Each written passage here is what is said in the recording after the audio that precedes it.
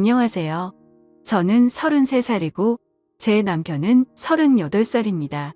결혼하기 전에는 제가 이런 식으로 이혼하게 될 거라고는 생각 못했지만 결국 결혼 생활 1년 동안 이 문제를 좋게 해결하지 못하고 이해할 수 없어 이혼하게 되었습니다. 저와 남편은 같은 회사에서 근무했었고 서로 눈 맞아서 연애하고 결혼까지 하게 되었습니다. 그런데 남편에게는 특별한 수집 취미가 있습니다. 그래서 저는 너무 이해를 할 수가 없죠. 결혼하기 전까지도 몰랐고 연애할 때는 당연히 몰랐습니다. 그냥 깔끔한 편인 줄 알았습니다. 그런데 그게 아니더군요. 결벽증이 아니라 남들은 전혀 이해하지 못하는 취미였습니다. 이걸 취미라고 해야 할까요? 수집을 해야 한다 할까요?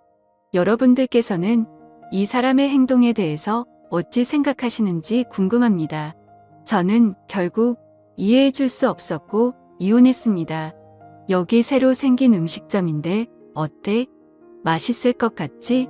지금 오픈 이벤트라서 싸게 먹을 수 있겠다. 여기 깔끔하니 음식도 잘 나오고 괜찮네. 앞으로 자주 와도 될 것 같은데. 나 이런 음식 좋아하잖아. 양고기는 여기가 최고인 듯한데. 그치. 냄새도 안 나고 확실히 사람 많은 이유가 있는 것 같아. 그렇게 저희는 즐거운 저녁 식사를 했고 이런저런 이야기하면서 앞으로 있을 우리의 미래의 계획을 세우고 있었습니다. 이때는 상견례하기 전이었습니다. 그런데 밥을 다 먹고 일어나 계산을 하러 가는데 남편이 제가 앉았던 자리에 가더니 뭘 주섬주섬 줍더라고요. 그래서 저는 계산하고 남편에게 가서 지금 뭐 하는 거야? 내가 뭐 떨어뜨렸어? 뭐가 있었어? 아니 그런 거 없어.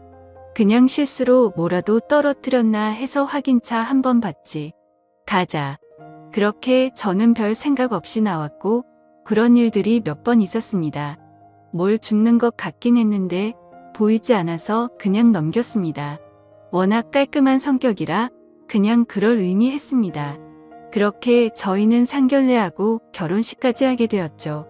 그리고 남편은 따로 부모님과 살고 있었기 때문에 남편 집을 신혼집으로 결정하게 되었죠.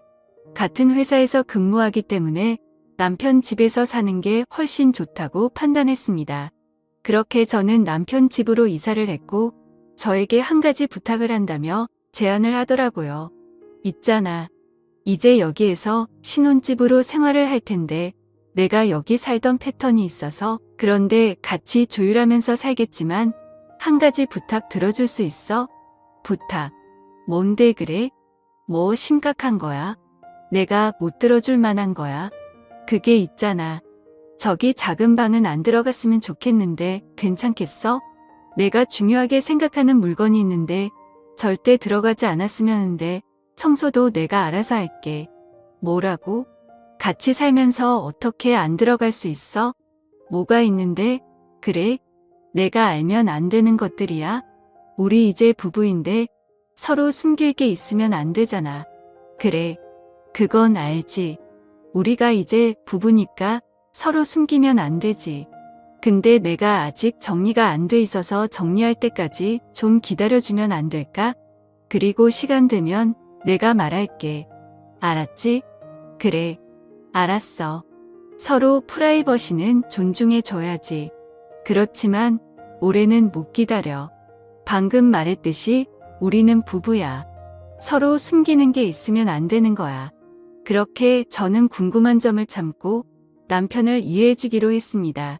혼자 지내면서 살던 집에 제가 들어왔는데 일단 정리가 덜 된 것 같아 기다려주기로 했지만 도대체 뭐길래 이렇게 숨기려 하는지 이해하지 못했습니다.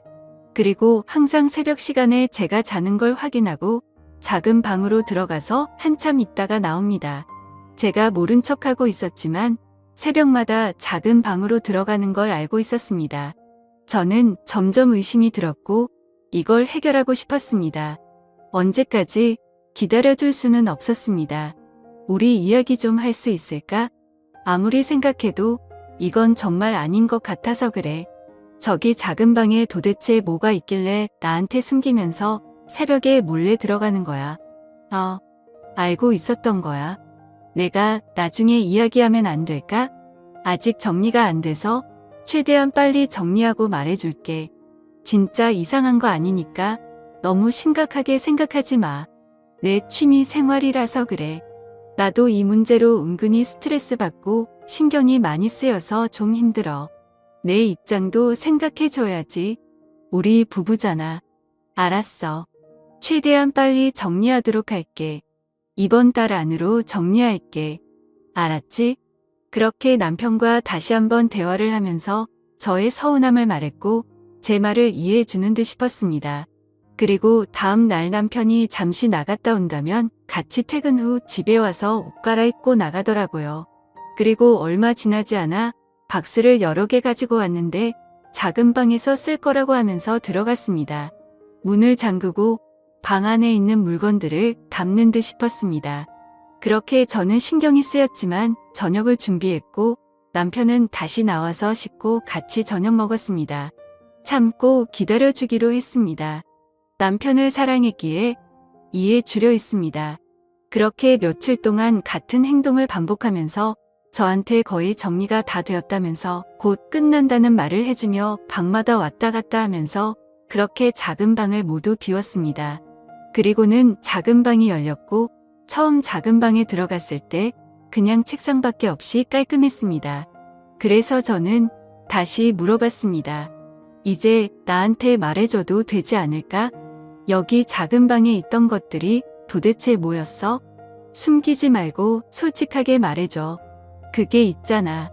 나는 수식하야.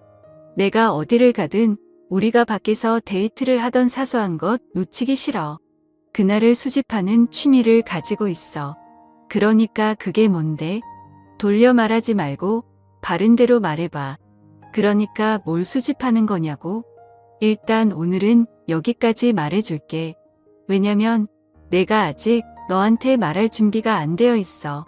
내 머릿속이 정리가 되면 말해줄게. 일단 나 차에 실은 짐 좀 정리하고 올게. 그렇게 확실하게 말을 안 해주고 나가버린 남편이 너무 당황했습니다.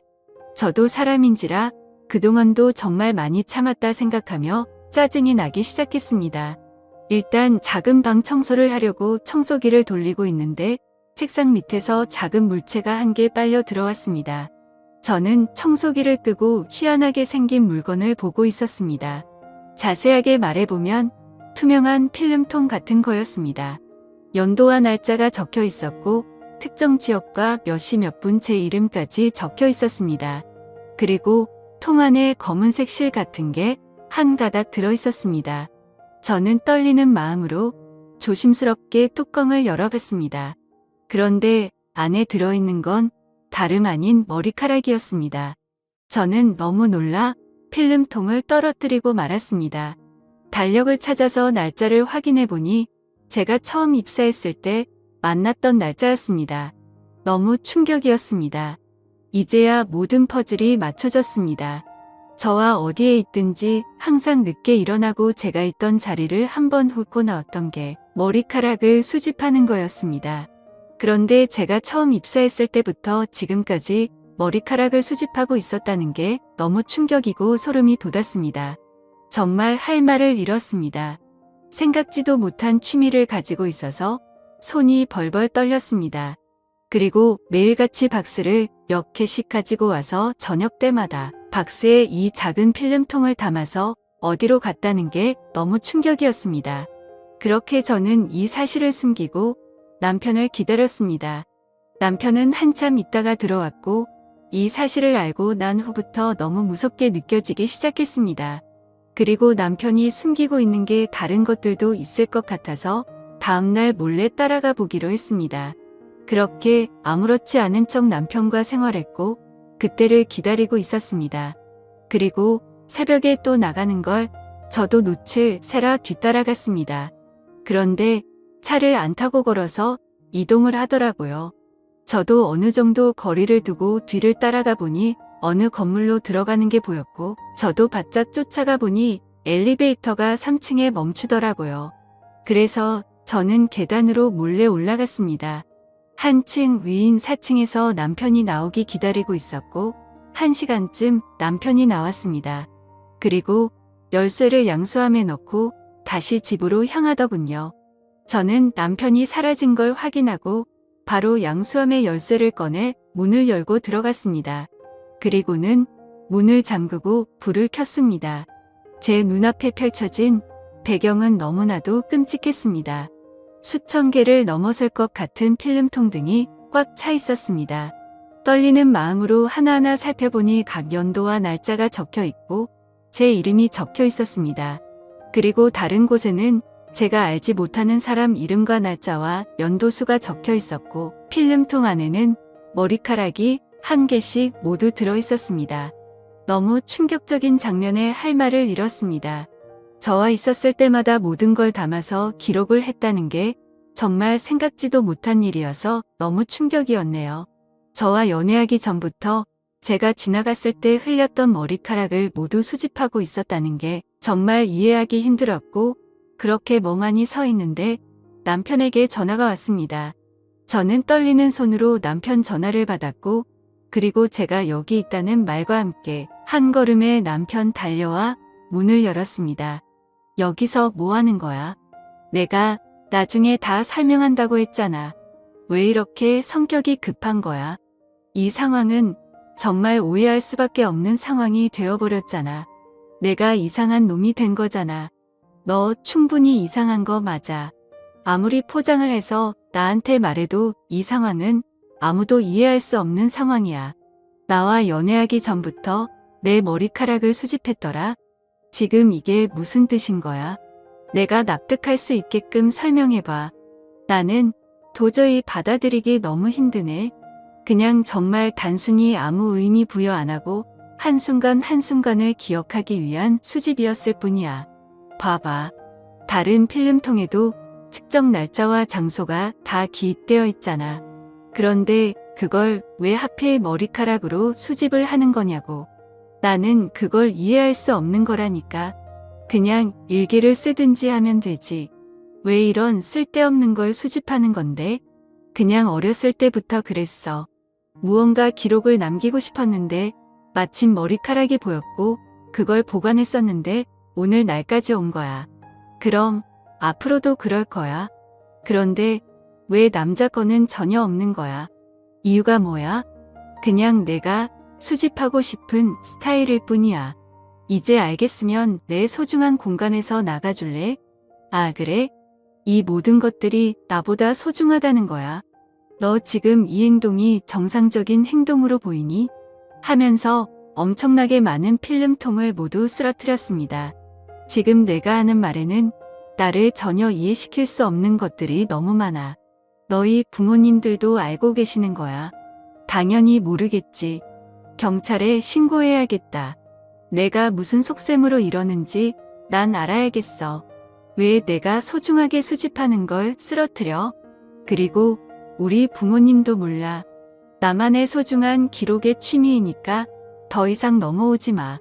안 그러면 우리 이혼하는 거야. 이렇게 못 살아? 정말 아무 이유 없이 그냥 단순한 수집 취미라고 했잖아.